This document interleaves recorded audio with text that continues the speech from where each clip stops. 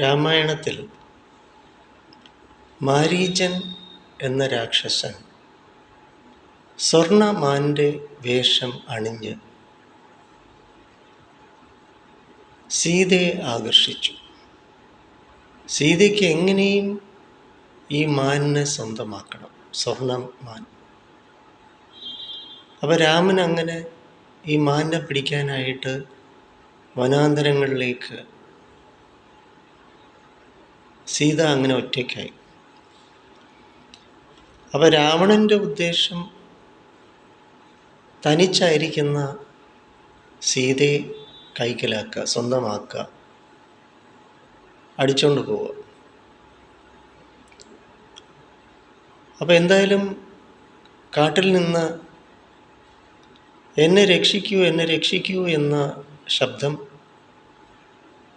ലക്ഷ്മണൻ പറഞ്ഞു, ഇത് ഒരിക്കലും എൻ്റെ ജ്യേഷ്ഠൻ രാമനല്ല, സീത കേൾക്കൂ.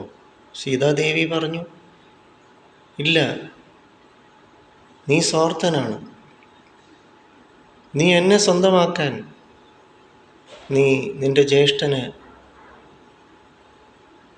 സഹായിക്കുന്നില്ല, രക്ഷപ്പെടുത്താൻ ശ്രമിക്കുന്നില്ല എന്ന് കുറ്റപ്പെടുത്തുകയാണ് ചെയ്തത് സീതാദേവി ലക്ഷ്മണന്. അപ്പോൾ ലക്ഷ്മണൻ പറയുന്നു, ഇല്ല, ഇത് രാക്ഷസനാണ്, സീത അമ്മയെ ഒറ്റയ്ക്കാക്കാൻ വേണ്ടിയുള്ള, തനിച്ച് ആ കാട്ടിൽ നിർത്തിയിട്ട് പോകുന്നതിന് വേണ്ടിയുള്ള ഒരു സൂചനയാണ് കാണിക്കുന്നത്. പക്ഷേ സീതാദേവി അത് സമ്മതിക്കുന്നില്ല. അങ്ങനെയാണല്ലോ ലക്ഷ്മണൻ ലക്ഷ്മണരേഖ വരയ്ക്കുന്നത്. ഫേമസ് ആണല്ലോ, പ്രസിദ്ധമാണല്ലോ ലക്ഷ്മണരേഖ.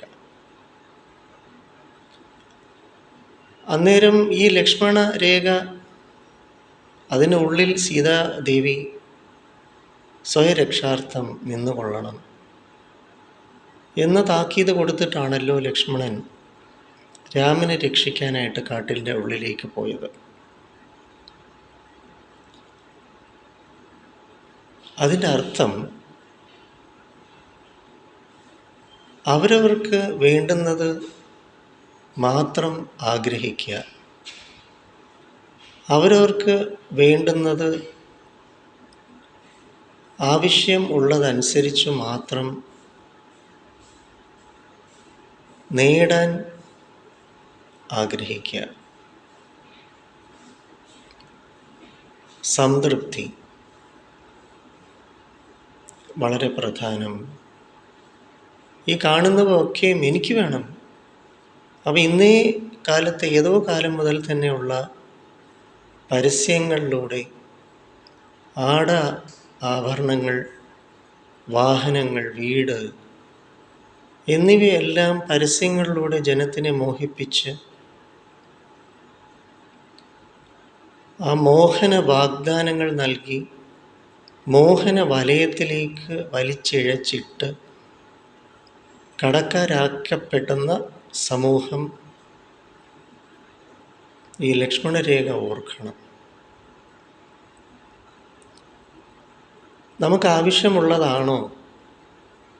ആവശ്യമുണ്ടെങ്കിൽ മാത്രം ഏത് സംഗതിയും വാങ്ങിച്ചാൽ മതി. ആഡംബരത്തിന്, പൊങ്ങച്ചത്തിന്, ബഡായി കാണിക്കാനായിട്ട് EMI അടച്ച്, ഈസി EMI എന്നാണ് പറയുന്നത്. ആദ്യത്തെ 1-2 മാസം കഴിയുമ്പോഴത്തേക്ക് പിന്നെ അങ്ങോട്ട് പണിയാം. എൻ്റെ അടുത്ത് കൗൺസിലിങ്ങിന് വന്ന ഒരു ചെറുപ്പക്കാരൻ, വീട്ടുകാരെല്ലാം കൂടി നിർബന്ധിച്ച് അദ്ദേഹം വളരെ വിലമതിപ്പുള്ളൊരു കാറ് വാങ്ങി. അങ്ങനെ ആദ്യത്തെ മാസം, 2-ാമത്തെ മാസം, 3-ാമത്തെ മാസം EMI അടഞ്ഞു കഴിഞ്ഞപ്പോൾ അദ്ദേഹത്തിന് ഇപ്പോൾ രാവിലെ വീട്ടിൽ നിന്ന് മുറ്റത്തേക്ക് ഇറങ്ങുമ്പോൾ, കാർ ഷെഡിലേക്ക് നോക്കുമ്പോൾ തന്നെ വയറ് ഉരുണ്ട് വരിക, ഉത്കണ്ഠയും ആകുലത. അയ്യോ, ഇനിയിപ്പോൾ 1-ാം തീയതി ഇപ്പോൾ വരും, EMI അടയ്ക്കണം, വലിയ തുകയാണ്. അപ്പോൾ കാറ് പിന്നെ അദ്ദേഹത്തിന് ആസ്വദിച്ച് ഓടിക്കാൻ പറ്റുമോ? എൻജോയ് ചെയ്യാൻ പറ്റുമോ? കാർ ഓടിക്കുന്ന സമയത്ത് അയ്യോ EMI അടയ്ക്കണം, പെട്ടെന്നാണ് ഇപ്പോൾ 1-ാം തീയതി വരുന്നത്.